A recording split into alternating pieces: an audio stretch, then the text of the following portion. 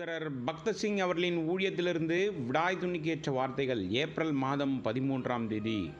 பிரியமானவர்களே, அந்நியர்களும் பரதேசிகளுமாயிருக்கிற நீங்கள் ஆத்மாவுக்கு விரோதமாய் போர் செய்கிற மாம்ச இச்சைகளை விட்டு விலகி 1 பேதுரு புஸ்தகம் 2வது அதிகாரம் 11வது வசனம். கர்த்தர் யாக்கோபை நோக்கி, நீ பெத்தேலுக்கு போ என்றார். ஆனால் அவன் அநேக நாட்களாக தாமதித்து கொண்டிருந்தான். மீண்டுமாக தேவன் யாக்கோபை நோக்கி, நீ எழுந்து பெத்தேலுக்கு போய் அங்கே குடியிருந்து நீ உன் சகோதரனாகிய ஏசாவின் முகத்திற்கு விலகி ஓடுகிற போது உனக்கு தரிசனமான தேவனுக்கு அங்கே ஒரு பலிபீடத்தை உண்டாக்கு என்றார். ஆதியாகமத்தின் புஸ்தகம் 35வது அதிகாரம் 1வது வசனம். கடைசியாக யாக்கோபு தன்னை தேவன் பெத்தேலுக்கு போக சொல்கிறார் என்று அறிந்து கொண்டான்.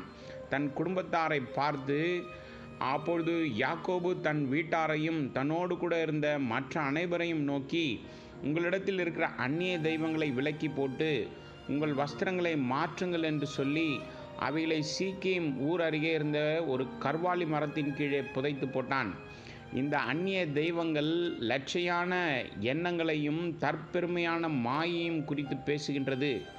அநேக நேரங்களில் நம்முடைய பிள்ளைகளும் கூட கெட்ட நண்பர்களின் சகவாசத்தால் அவளுடைய வாலிப வயதின் காரணமாகவும் உலக பிரகாரமான காரியங்களுக்கு அடிமைகளாக மாறுகிறார்கள். இதை நாம் அவர்களின் உடை அலங்காரத்திலிருந்து கண்டுபிடிக்கலாம். இவைகளை அறியாமல் நாமும் நம்முடைய பிள்ளைகள் பிசாசின் வலையில் இருப்பதை உணராமல் என் பிள்ளைகள் அருமையானவர்கள், அறியாதவர்கள் என்று சொல்கின்றோம். இவைகளுக்கு பின் யாக்கோபின் வாழ்வில் என்னே ஒரு மாற்றம் உண்டானது. அவர்கள் கர்த்தருடைய பிள்ளைகள் என்று தங்களுக்குள்ளே அவ்வூரார் அறிந்து கொண்டார்கள்.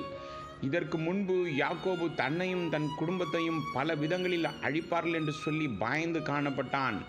ஆனால் தேவனோ அவர்களை சுற்றிலும் இருந்த பட்டணத்தாருக்கு தேவனாலே பயங்கரம் உண்டாயிற்று. அவர்கள் யாக்கோபின் குமாரரை பின்தொடராதிருந்தார்கள் என்று பார்க்கின்றோம். இவைகளுக்கு பிறகு மீண்டும் தரிசனமாகி ஆசீர்வதிக்கிறார். ஆதியாகமத்தின் புஸ்தகம் 35வது அதிகாரம் 10 மற்றும் 12வது வசனங்கள். தயவு செய்து கர்த்தருக்கு முழுவதுமாக கீழ்ப்படியுங்கள். பெத்தேல், தேவனுடைய வீட்டை அசட்டை செய்யாதிருங்கள்.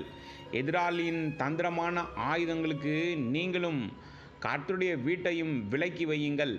தேவன் தன்னுடைய வீட்டின் வழியாக பாதுகாப்பையும் ஆசீர்வாதத்தையும் வைத்திருக்கிறார். ஆகவே முழு சுதந்திரத்தையும் அடையும்படி நாம் தேவனுடைய வீட்டிற்கு, அதாவது ஆலயத்திற்கு மிக உதவியாயிருப்போம்.